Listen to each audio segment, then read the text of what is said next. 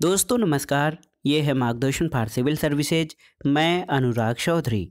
दोस्तों आज की वीडियो में हम सॉल्व करेंगे सामान्य अध्ययन वस्तुनिष्ठ प्रश्न संग्रह श्रृंखला के अंतर्गत एनसीईआरटी आधारित भारतीय इतिहास के मध्यकालीन भारत के इतिहास से संबंधित महत्वपूर्ण प्रश्नों को, जिसमें हम विजयनगर साम्राज्य एवं बहमनी साम्राज्य से संबंधित महत्वपूर्ण प्रश्नों को सॉल्व करेंगे। दोस्तों ये वीडियो आपके आगामी परीक्षाओं के सामान्य अध्ययन के साथ साथ विभिन्न अध्यापक परीक्षाओं जैसे LT grade, TGT, PGT, government inter college प्रवक्ता, government degree college assistant professor और नेट जेआरएफ इतिहास के लिए बहुत ही उपयोगी है।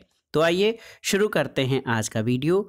सामान्य अध्ययन वस्तुनिष्ठ प्रश्न संग्रह श्रृंखला के अंतर्गत मध्यकालीन भारत के इतिहास से संबंधित महत्वपूर्ण प्रश्नों को, और ये वीडियो इस श्रृंखला का 9वां भाग है।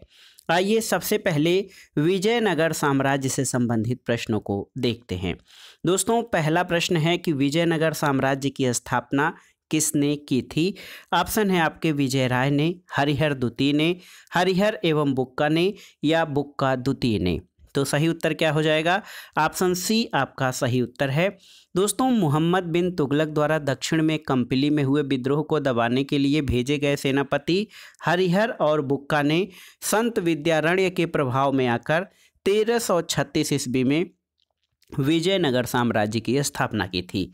हरिहर और बुक्का के पहले वारंगल के काकतीय शासक प्रताप रुद्रदेव के सामंत थे और विजयनगर साम्राज्य की राजभाषा तेलुगु थी। तो याद रखिएगा, विजयनगर साम्राज्य की स्थापना हरिहर और बुक्का ने 1336 ईस्वी में की थी।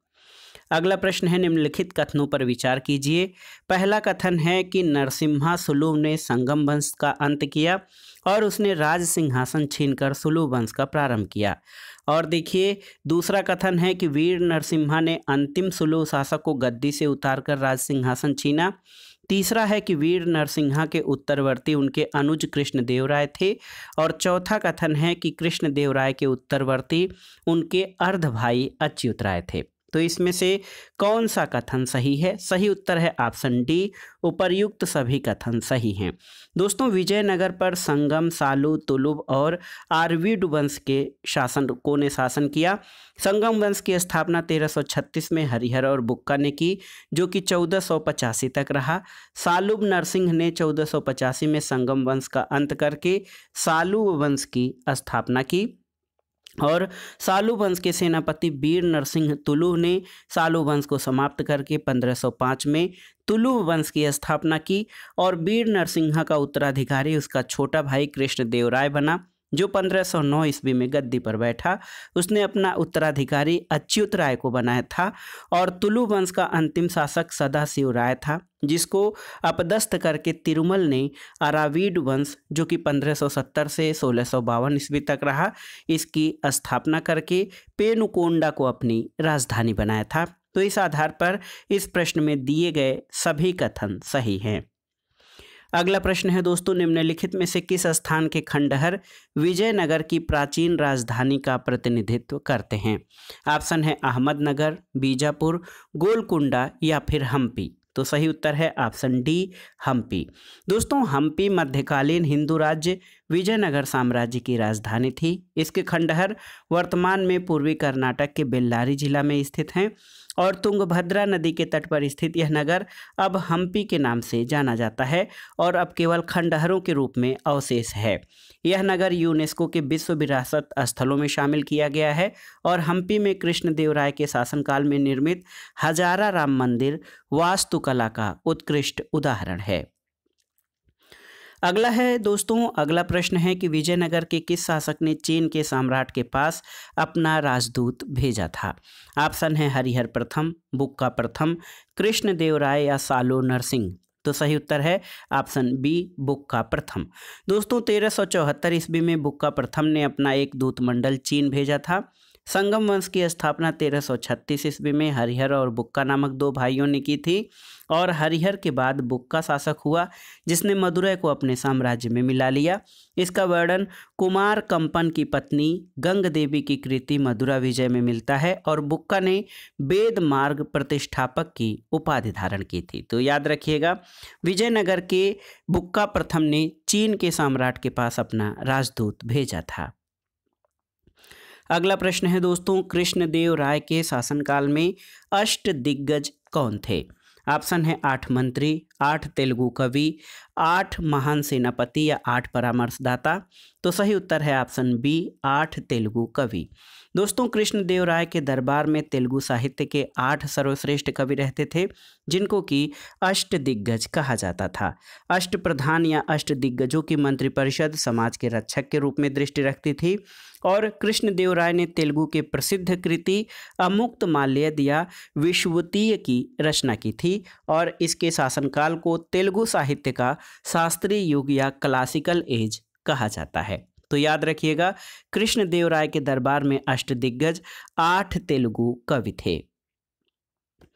अगला प्रश्न है दोस्तों, प्रसिद्ध विट्ठल मंदिर जिसके 56 तक्षित स्तंभ संगीतमय स्वर निकालते हैं कहाँ अवस्थित है, आपको बताना है। ऑप्शन है आपके बेल्लूर, भद्राचलम, हम्पी या श्रीरंगम। तो सही उत्तर है ऑप्शन सी, हम्पी। दोस्तों, हम्पी मध्यकालीन हिंदू राज्य विजयनगर साम्राज्य की राजधानी थी और हम्पी में विट्ठल मंदिर का निर्माण तुलु वंश के राजा कृष्णदेव राय ने करवाया था। इसके मुख्य हाल में लगे 56 स्तंभों को थपथपाने पर उनमें से संगीत लहरियां निकलती हैं। हाल के पूर्वी भाग में प्रसिद्ध शिलारथ है जो वास्तव में पत्थर के पहियों से चलता था। तो प्रसिद्ध विट्ठल मंदिर हम्पी में स्थित है और जिसके खंभों से दोस्तों संगीतमय ध्वनियाँ निकलती हैं। अगला प्रश्न है, विजयनगर साम्राज्य की वित्तीय व्यवस्था की सर्वप्रमुख विशेषता क्या थी? ऑप्शन है अधिशेष लगान, भू राजस्व, बंदरगाहों से आमदनी या मुद्रा प्रणाली। तो सही उत्तर है ऑप्शन बी, भू राजस्व। दोस्तों, विजयनगर साम्राज्य की वित्तीय व्यवस्था मुख्य रूप से भू राजस्व पर आधारित थी। उन्होंने भूमि की पैमाइश कराई और बंजर तथा सिंचाई वाली भूमि पर पृथक पृथक कर लगाए। चुंगी, राज की भेंट, आर्थिक दंड तथा आयात पर निर्धारित कर उनकी आय के अन्य साधन थे और विजयनगर साम्राज्य में मकानों, घोड़ों, पालतू पशुओं और वृक्षों पर भी कर लगाए जाते थे। तो याद रखिएगा, विजयनगर साम्राज्य की वित्तीय व्यवस्था का मुख्य स्रोत लैंड रेवेन्यू यानी भू राजस्व था।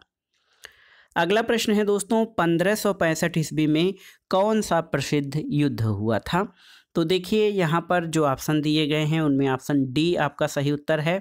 तालीकोटा का प्रसिद्ध युद्ध 1565 ईस्वी में विजयनगर के विरुद्ध दक्कन के मुस्लिम राज्यों ने एक सैनिक गठबंधन के बराबर बनाकर की थी और विजयनगर को 1565 में तालीकोटा या राक्षस तांगड़ी बन्नी हट्टी युद्ध के रूप में पराजित किया।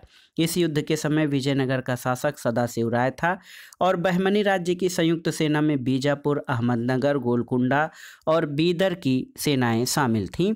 तो 1565 में तालीकोटा का युद्ध हुआ था जिसमें विजयनगर के शासक सदाशिव राय की पराजय हुई थी।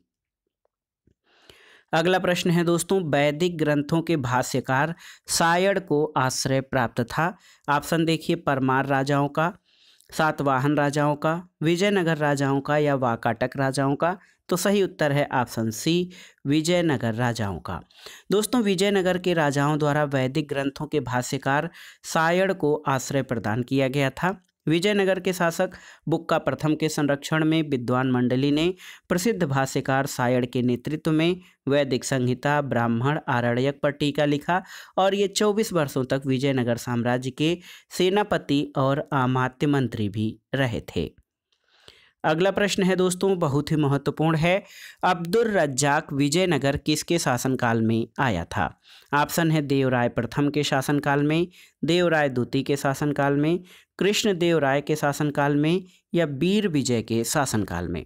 तो सही उत्तर है ऑप्शन बी, देवराय द्वितीय के शासनकाल में। दोस्तों, 1443 ईस्वी में फारसी यात्री अब्दुल रज्जाक समगम वंश के शासक देवराय द्वितीय, जिसका शासनकाल 1422 से 1446 ईस्वी था, इसके शासनकाल में विजयनगर आया था। ये ईरान के शासक मिर्जा शाहरुख का राजदूत था और ये कृष्णदेव राय के शासनकाल में पुर्तगाली यात्री दुआर्टो बारबोसा और डोमिंगो पायस आए थे।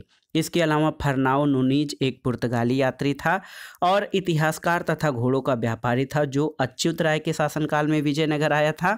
और दोस्तों बहमनी शासक मोहम्मद तृतीय के शासनकाल में आने वाले रूसी यात्री अथानासियुस निकितिन ने राक्षसी तांगड़ी या तालिकोटा युद्ध का वर्णन किया है, जो कि 15 जनवरी 1565 में लड़ा गया था। तो याद रखिएगा, अब्दुल रज्जाक जो कि एक फारसी यात्री था, ये देव राय द्वितीय के शासनकाल में आया था।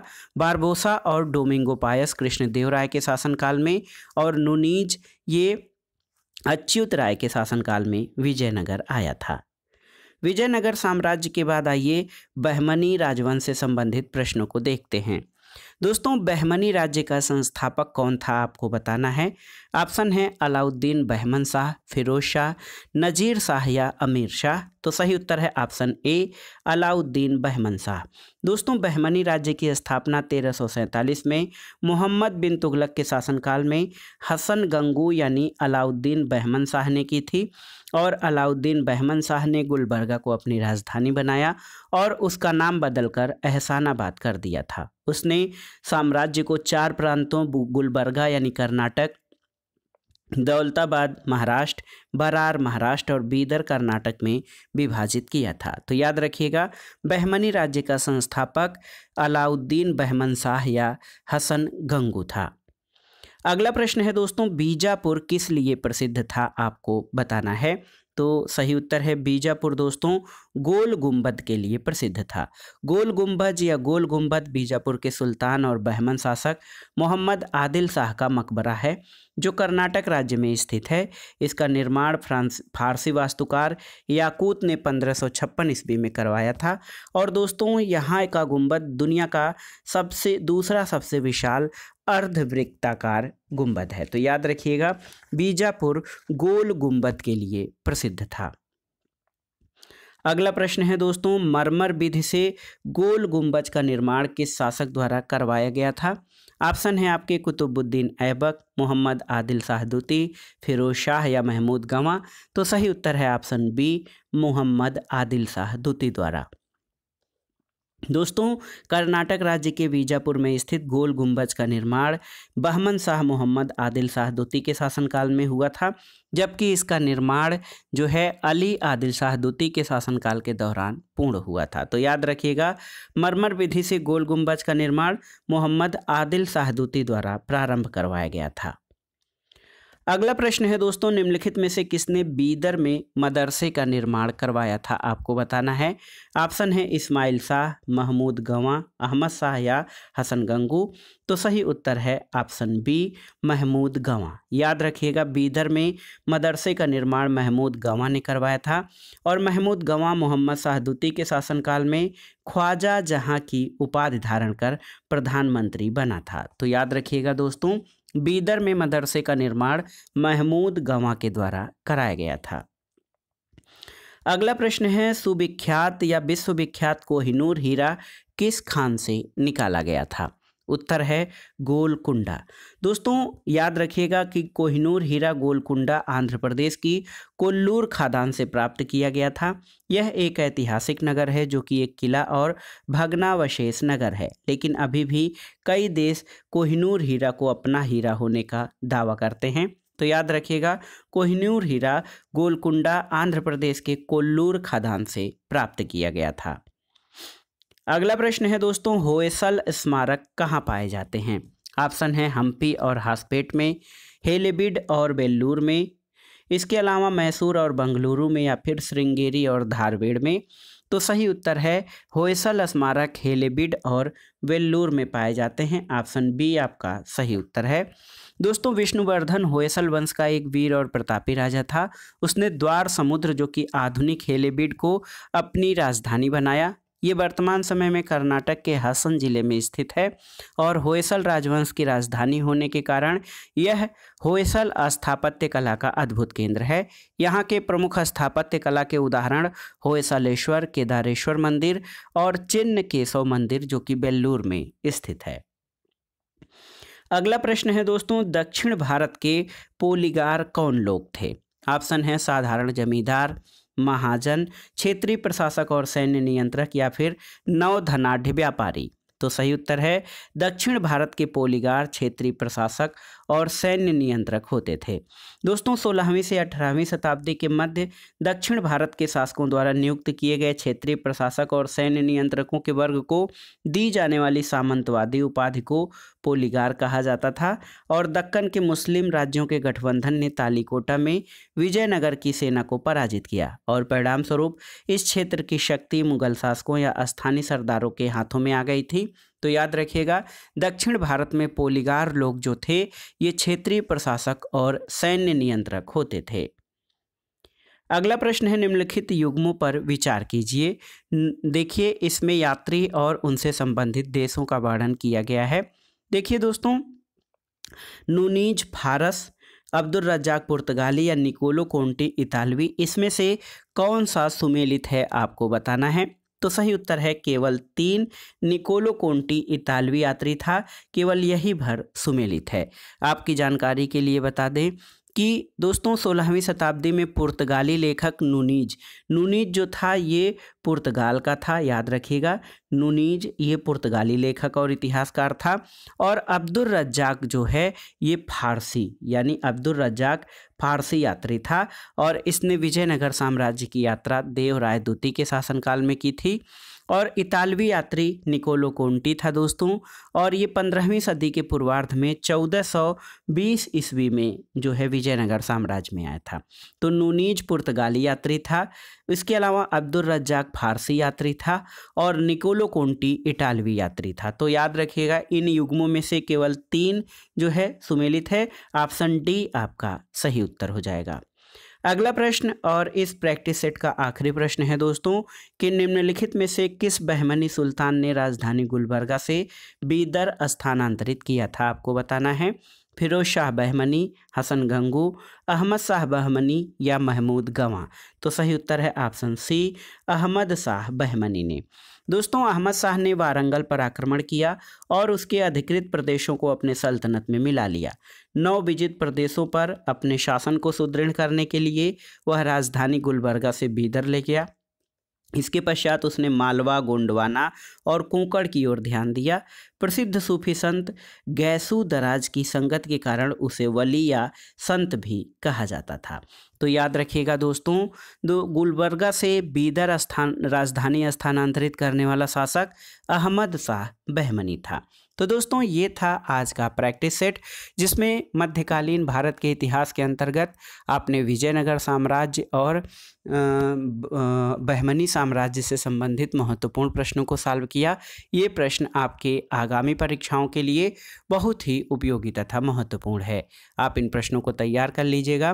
दोस्तों वीडियो आपको कैसा लगा हमें कमेंट बॉक्स में ज़रूर बताइएगा। वीडियो को लाइक करें, शेयर करें और इस चैनल मार्गदर्शन फॉर सिविल सर्विस को सब्सक्राइब करें। वीडियो देखने के लिए धन्यवाद दोस्तों। नमस्कार।